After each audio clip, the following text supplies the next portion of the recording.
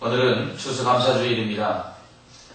추수감사주일은 전통적인 북미의 휴일로 미국의 경우 11월 넷째 주 목요일에 그리고 캐나다에서는 10월 둘째 월요일에 기념하여 쉽니다.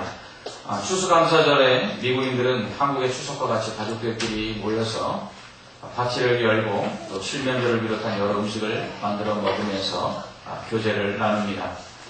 추수감사절에 대한 유래에 대해서 많이들 들어서 알고 계시겠지만 흔히 추수감사절의 기원에 대해서 처음 청교도들이 미국으로 이주해 왔을 때 큰 수확을 거둔 것에 대한 감사에서 유래한다고 생각하고 있습니다. 그러나 우리가 알고 있는 추수감사절의 유래는 약간 오해가 있습니다. 우리가 알고 있는 추수감사절의 유래는 이럴 것입니다. 잉글랜드의 개혁주의 개신교 신자들을 뜻하는 청교도들이 영국 국교회인 성공회와의 갈등으로 인해서 신앙의 자유를 찾아 신대륙 아메리카로 이주하게 됩니다. 그들은 거기서 인디언들로부터 배운 경작법에 따라서 봄에 옥수수를 재배하여 가을에 풍성한 수확을 거두게 되었습니다. 이것을 감사해서 1621년에 3일 동안 추수를 기념하고 또 감사하는 축제를 벌이게 되는데 이때 인디언들을 초대해서 축제를 벌이게 된 것이 미국의 최초의 추수감사절이다라고 이렇게 말하고 있습니다. 하지만 이것은 실제의 역사와는 조금 다릅니다. 서중석 연세대학교 신과대학 교수에 의하면 청교도들은 그의 큰 수확을 거두지 못했다고 합니다. 청교도들은 흉년과 식량난으로 고생했으며 미국에 올 때 또 배를 빌리느냐고 그 배값이 이자가 붙어서 경제적으로도 돈에 쪼들리고 힘들었다고 말합니다. 청교도들은 아무것도 없는 맨주먹이었기 때문에 먹을 것도 부족해서 많은 고생을 했고 그에 지었던 완두콩 농사와 보리 농사도 망쳤습니다. 엎친 데 덮친 격으로 그들이 전염병까지 걸려서 많은 사람이 죽었습니다. 날씨 또한 그들에게 좋지 않았습니다. 이처럼 청교도들은 아메리카로 이주하여서 첫 해에는 얼마나 큰 고생을 했는지 모릅니다. 이러한 고생뿐만 아니라 또한 자기 땅에 들어온 이 백인들을 받아들일 수 없는 인디언들이 그들과 전쟁을 치루었습니다. 이렇듯 맨 처음 아메리카로 이주한 청교도들은 경제적으로 그리고 또한 건강상에 그리고 또한 인디언들과의 대치 국면 속에서 그들은 지낼 수밖에 없었습니다. 이러한 때에 그들은 추수감사주일을 지냈습니다. 그들은 하나님께서 자신들을 이곳에 보내셨을 때 하나님의 계획이 있을 것이고 또 그 계획 속에서 지금은 가난하고 지금은 병들고 지금은 어렵지만 향후 하나님께서 좋은 환경과 또 여건 그리고 풍성한 감사의 거리들을 제공해 주실 것을 믿는 가운데 그들은 범사에 감사라는 하나님의 말씀에 따라 추수감사절을 지켰다고 합니다. 이것이 바로 추수감사절의 유래입니다. 그러므로 우리가 알고 있는 것처럼 추수감사절은 이렇게 풍성한 과일이나 곡식을 거두었기 때문에 감사를 드린 것이 아니라 가난하고 병들고 그리고 구차하고 어려운 중에 하나님 앞에 감사로 드려졌던 절기인 것입니다. 그러므로 우리는 추수감사절을 통해서 감사의 의미를 알 수가 있습니다. 그것은 풍성할 때만 감사하는 것이 아니라 어렵고 힘들고 감사할 것이 없다고 하는 그때에도 하나님 앞에 감사하는 그것이 진정한 감사하다라는 것을 오늘 추수감사절은 우리에게 가르쳐주고 있는 것입니다.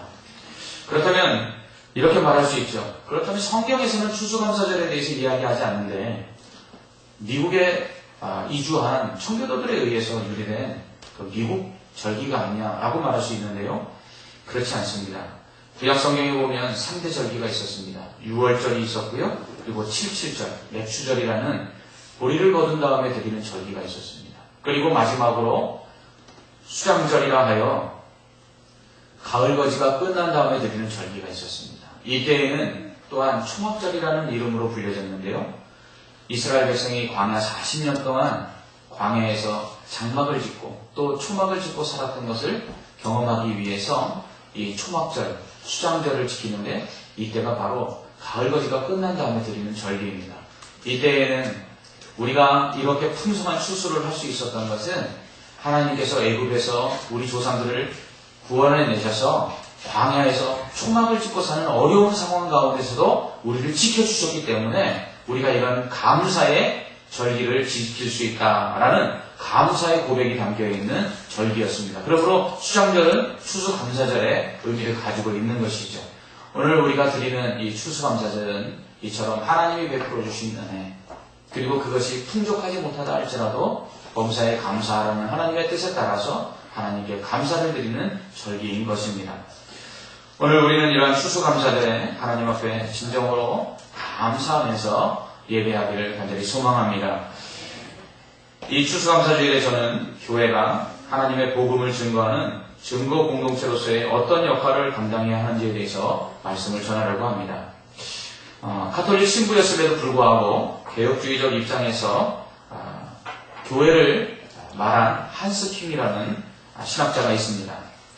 그는 교회는 이상적이고 신성하고 영원한 어딘가 하나님과 인간 사이의 중간에서 거룩한 존재가 아니라 세상 안에서 세상을 위하여 인간으로 구성된 하나님의 교회다라고 말했습니다. 이것은 교회가 어떠한 방향으로 나아가야 될지, 또 교회가 어떠한 목표를 향해서 나아가야 될지에 대해서 바르게 지적하고 있는 말입니다. 교회 안에 들어와 있는 성도들은 하나님 나라를 소망하며 사는 천국 시민들입니다. 그렇다면 당연히 천국을 향해서 나아가야 되죠. 그러나 그것이 전부가 아니라는 것입니다. 성도들은 세상을 향해서 나아가는 자여야 합니다. 교회는 세상을 향해 존재하고 세상을 위해 존재하고 세상을 향해 나아가야 합니다. 이것은 무슨 말이냐 하면 교회는 구원받은 천국 시민으로서 성도들이 함께 사랑하고 교제하는 공동체이지만 그러나 여기서 멈추어서는 안 된다는 것입니다. 교회는 구원받은 성도들을 천국에 이르기까지 자라게 하고 보호하는 어머니와 같은 곳입니다. 그래서 성도들은 교회 안에서 평안을 누리고 성도들은 믿음이 자라가고 성도들은 사랑의 교제를 통해서 위로를 받으며 천국에 이르기까지 나그네와 같은 이 세상 속에서 힘을 공급받고 세상을 이기며 살 수 있는 바로 그 장소가 바로 교회인 것입니다. 그러나 교회는 더 나아가서 어머니와 같은 역할을 감당할 뿐만 아니라 산모와 같은 역할도 감당해야 합니다. 이 말은 바로 한스 킹이 말한 교회는 세상 안에서 세상을 위하여 존재하는 하나님의 교회라는 말의 의미인 것입니다. 이 세상은 어떤 세상입니까? 이 세상은 요한복음 3장 16절에서 하나님이 사랑하신 세상입니다. 하나님이 세상을 이처럼 사랑하사 할 때에 사랑하신 세상입니다. 그러나 동시에 세상은 심판받을 세상입니다. 그러므로 세상은 두 가지 이중적인 의미를 가지고 있는 것입니다. 하나는 사랑의 대상이요, 하나는 심판의 대상인 것입니다. 교회는 이러한 심판의 대상이며 사랑의 대상인 세상을 위해 존재하는 것입니다. 그래서 세상을 구원하기 위한 하나님의 도구로서 이 땅 가운데 세워진 것입니다. 하나님은 세상을 구원하기 위해 교회를 세우셨습니다. 바울과 요한 사도는 이 세상을 가리켜 죄와 죽음의 세력들이 지배하고 악마적인 악이 실질적으로 권세를 휘두르는 비참한 곳이라고 말했습니다. 어둠과 또 육체의 정욕으로 인하여 인간이 탐욕과 그리고 악한 마음에 사로잡힌 데 타락해가고 있고 그 타락한 속에서 스스로 해방하고 구원할 능력을 잃어버린 그러한 세상이 바로 이 심판받을 세상이라고 성경은 말하고 있습니다.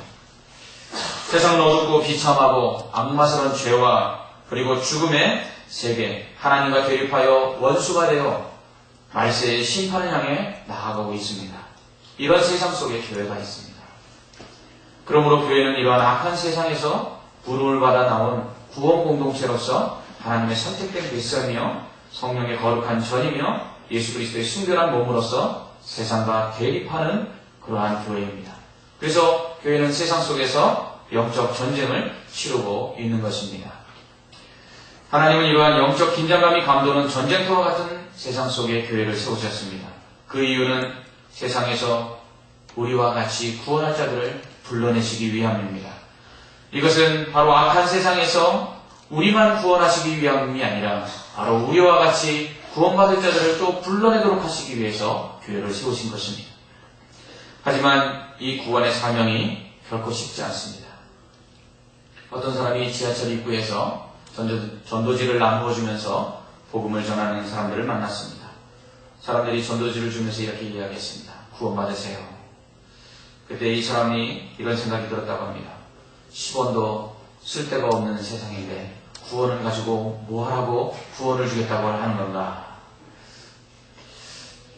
세상에서 구원은 돈으로서 가치가 없듯이 마찬가지로 예수 그리스도를 믿고 영생을 얻는 구원도 이 세상에는 가치가 없는 것처럼 여겨지고 있습니다.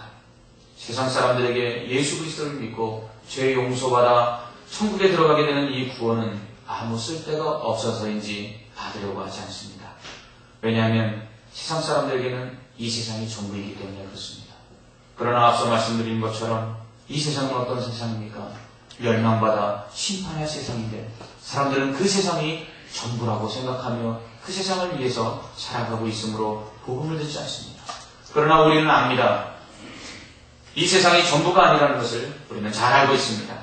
이 세상은 심판받아 없어질 세상이고 이 세상에서 분명 가치 있는 것은 예수를 믿고 구원 얻는 길밖에 없음을 잘 알고 있습니다. 하지만 하나님은 이처럼 구원을 필요로 하지 아니하고 멸망받을 이 세상을 사랑하셨습니다. 그래서 하나밖에 없는 독생자 예수 그리스도를 이 땅에 보내주셨습니다. 이 예수님이 오신 것은 이 세상을 심판하시기 위함이 아니라 오히려 구원하시기 위함이었습니다. 이 세상을 구원하시기 위해서 예수님은 십자가에 달려 죽으셨습니다. 성도 여러분, 만약 예수님께서 십자가에서 죽으시지 않으셨다면 어떤 일이 일어났을까요? 오카노 목사님은 이렇게 말씀합니다.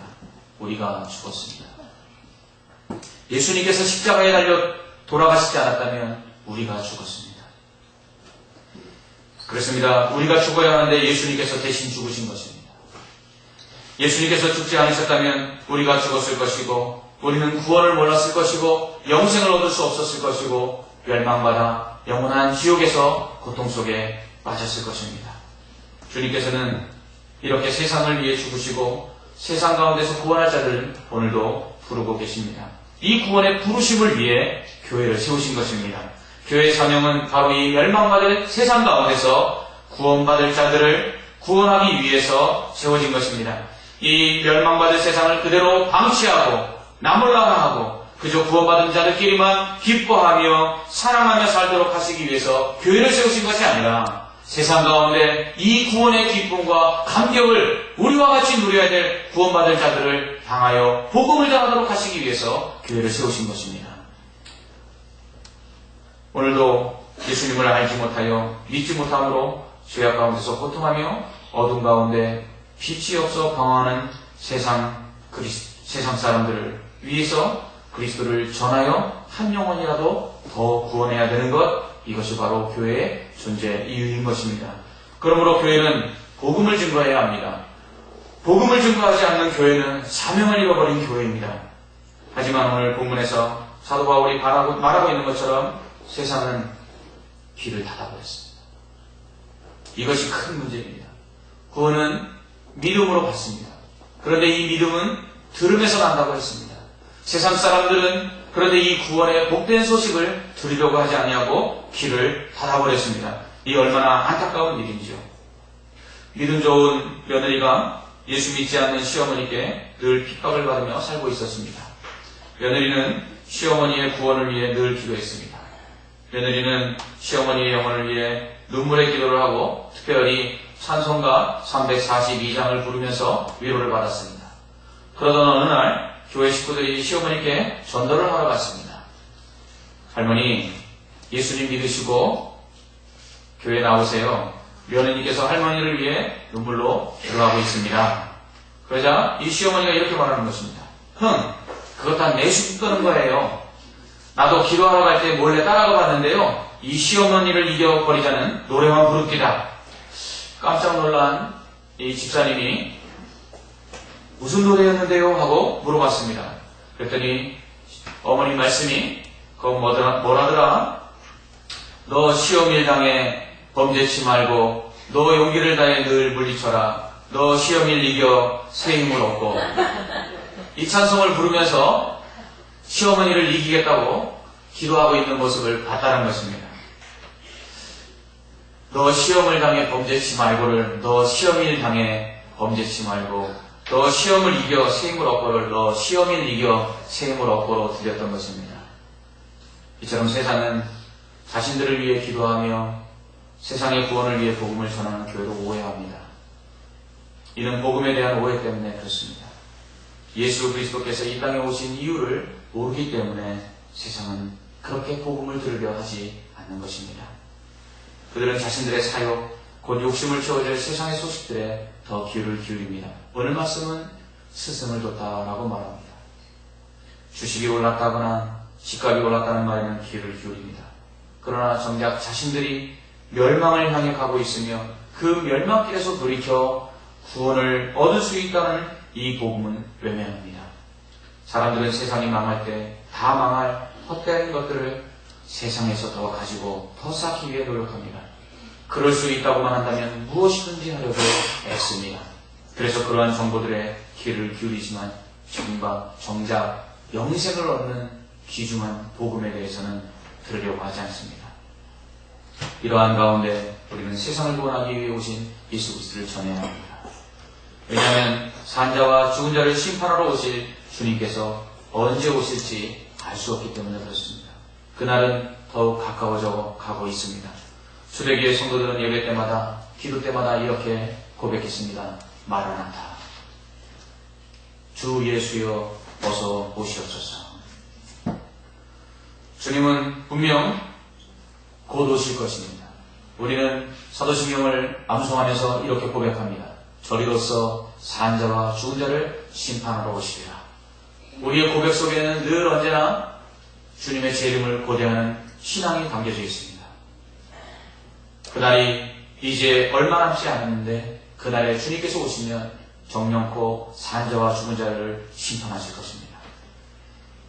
사실 이러한 고백을 하면서도 주님의 재림에 대해서 우리들이 너무 무감각할 때가 많이 있습니다. 그러나 주님은 반드시 오실 것이며 도적같이 오실 것이고 그날과 그 시는 아무도 모르기에 깨워서 준비해야 합니다.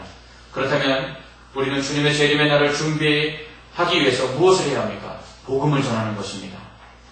잃어버린 한 마리 양을 찾아서 목자가 수고하고 애쓰는 것처럼 우리는 오늘도 구원할 한 영혼을 향해서 복음을 들고 나가야 합니다. 성도 여러분, 만약 불 속에서 죽어가고 있는 사람의 외침을 들었다면, 살려달라는 외침을 들었다면 여러분 외면할 수 있습니까? 그럴 수 없을 것입니다. 이 멸망에 가는 세상 속에서 지옥 불구덩이 속에 빠져 죽을 영혼이 오늘도 구원해달라고 살려달라고 외친다면 여러분 우리는 그 소리에 우리의 길을 타버릴 수 없을 것입니다. 그렇습니다. 우리는 이 불 속에라도 뛰어들어서 죽은 자를 살리려는 심정으로 오늘 이 멸망에 가는 세상 가운데 주의 복음을 들고 달려 나아가야 할 줄 믿습니다. 그래서 복음을 전해야 합니다.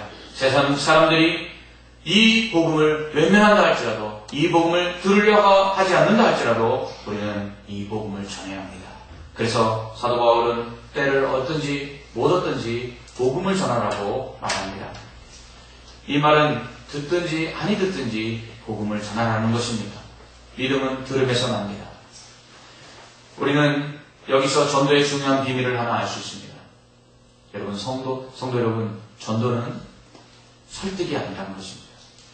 우리는 전도하다가 전도를 받는 사람이 그 복음을 받아들이지 않으면 우리는 낙심합니다. 아, 나는 전도를 잘 못하나 보다 라고 생각합니다. 그러나 그것은 우리의 말의 능력이나 우리의 전도의 능력이 없어서가 아니라 그 사람이 아직까지 복음을 받아들일 때가 안 되었기 때문입니다. 그러므로 우리는 복음을 전하는 것입니다. 분명히 복음은 들음에서 난다고 했습니다. 우리는 그러므로 그에게 복음을 듣도록만 하면 되는 것입니다. 그가 설득을 당하도록 우리가 노력하고 애쓰는 것이 아니라 한 번이라도 더 복음을 들을 기회를 주면 되는 것입니다. 그러므로 오늘 복음을 전했는데 그가 받아들이지 않았다면 우리는 낙심하고 복음 전하기를 그치는 것이 아니라 또다시 가서 복음을 전하는 것입니다. 그래서 이 복음이 그에게 들려질 때 그가 믿고 구원을 얻게 되는 것입니다. 그래서 전도는 설득이 아니라 선포입니다. 당신 예수 믿으면 구원받고 예수 믿지 않으면 지옥 갑니다 하고 선포하는 것입니다. 그 다음 일은 성령께서 하시는 것입니다. 이 일을 위해서 교회를 세우시고 복음을 전하라고 하셨기에 우리는 실망하고 낙심할 필요가 없이 전하기만 하면 되는 것입니다. 복음은 값진 보배입니다. 여러분에게 만약 이 주먹만한 다이아몬드가 여러분에게 있다면 여러분은 어떻게 하시겠습니까? 저는 아마 자랑하고 싶어서 견딜 수 없을 것입니다. 예수 그리스도는 이와 같습니다. 질그릇과 같은 연약한 우리 안에 하나님께서 예수 그리스도라는 보배를 주셨습니다. 이 보배를 자랑하라고 주셨습니다. 그런데 많은 세상의 믿는 자들이 이 복음을 부끄러워합니다. 예수님 전하는 것을 부끄러워합니다. 여러분이 구원 얻은 것이 부끄럽습니까? 여러분이 영생을 얻은 것이 부끄럽습니까? 아닙니다. 이 멸망받을 세상에서 구원 얻은 것이 얼마나 감사합니까? 이 멸망받을 세상 가운데서 예수 그리스도가 나를 위해 죽으셨다는 사실만큼 귀한 소식이 어디 있습니까? 그렇다면 우리는 이것을 전해야 됩니다. 이것을 전하고 그들이 구원받기까지 우리가 해야 할 일은 무엇입니까? 기다리는 것입니다. 바울은 복음을 전하는 자는 오래 참아야 한다고 권면합니다. 복음을 전하는 교회는 한 영혼이 구원받기까지 오래 참아야 합니다. 새 생명을 잉태하고 그 생명이 태어나기까지 산모가 10달을 기다립니다. 사람에게 복음을 전하고 그 복음을 들은 자가 교회에 나와 예수 그리스도를 믿고 믿음의 사람으로 성장하기까지 얼마나 오랜 시간이 걸립니까? 평균을 내보았습니다. 믿는 아내가 믿지 않는 남편들을 구원하는 데 걸리는 시간이 16년입니다. 믿는 남편이 그러면 믿지 않는 아내를 구원하는 데 몇 년이 걸릴까요? 평균자가 18년에서 20년이 걸린다고 합니다. 이를 통해서 우리가 알 수 있는 것은 복음을 전하고 인내하고 기다리는 시간들이 얼마나 필요한가 하는 것이며 이 인내가 없이는 이 복음을 전하는 일을 계속할 수 없다는 것을 알 수 있습니다. 저는 복음을 전하는 교회가 부흥하는 것을 봅니다. 왜냐하면 영혼을 사랑하여 구원하기 위해 애쓰는 교회에게 하나님은 새 생명을 맡기시기 때문에 그렇습니다. 전도하지 않는 교회는 부흥하지 않습니다. 왜냐하면 영혼을 사랑하지 않는 교회에게 영혼을 맡기실 수 없는 것과 같은 이유입니다. 우리는 그러므로 때를 얻든지 못 얻든지 복음을 전해야 합니다. 만약 복음을 전하지 않으면 한 달란트를 받아 땅에 감추어두고 마지막 주인이 올 때에 악하고 게으른 종이라 책망받을 것과 같이 교회가 전도하지 않으면 그런 책망을 받게 되는 것입니다. 하지만 복음 전파의 사명을 다한 교회는 마지막 날에 하나님께서 의의 면류관을 주실 것입니다. 사도 바울은 이제 자신이 하나님의 부르심을 받아 죽을 시간이 가까웠음을 말합니다. 그는 자신이 전도자로서의 달려갈 길을 다 달려갔다고 말합니다.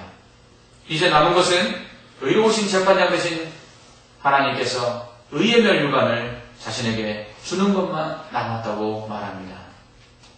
사도 바울은 다른 곳에서 자신의 복음을 전하여 구원받은 자들 곧 교회를 향하여 기쁨의 면류관이라고 말합니다. 어떤 사람이 천국에 들어가게 되었습니다. 그가 천국문에 이르렀을 때 여기저기서 사람들이 아는 체를 하며 인사합니다. 저 선생님, 저를 기억하실 수 있겠습니까? 저는 초등학교 때 선생님께서 예수님을 전해주셔서 예수님 믿고 이 천국에 들어오게 된 사람입니다. 감사합니다. 하고 인사하고 지나갔습니다. 또 다른 사람이 와서 인사합니다. 선생님, 감사합니다. 저는 계속되는 실패와 낙심으로 인하여 죽으려고 할 때 선생님께서 전해주신 그 전도지를 받고 삶의 희망을 얻어 예수를 믿고 이 천국에 들어오게 되었습니다. 감사합니다. 이 사람이 천국문을 지나 예수님께로 나아가는 동안에 수많은 사람들이 와서 그에게 그렇게 인사를 했습니다. 당신 때문에 내가 구원을 받았습니다. 그 모습을 지켜보시던 예수님께서 그 사람을 보며 빙그레 웃고 계셨습니다. 여러분 하늘나라에 가시면 어떤 상급을 기대하고 계십니까?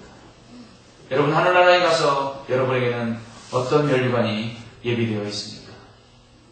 복음을 증거하는 증거 공동체로서의 교회가 이 사명을 인내하면서 복음을 잘 전하고 때를 얻든지 못 얻든지 복음을 전하는 일에 힘쓴다면 반드시 이 땅 가운데서 교회는 부흥할 것이고 또한 천국에 들어가 하나님의 큰 상급을 받을 줄 믿습니다. 그러므로 하나님의 예비하신 이 상급을 기대하며 복음을 전하십시오. 복음을 전하는 일은 결코 쉽지 않습니다. 세상은 어두움 속에서 그 빛이 비추임에 그 빛으로 인하여 어두움이 드러날까 빛을 멀리한다고 요한복음은 말하고 있습니다.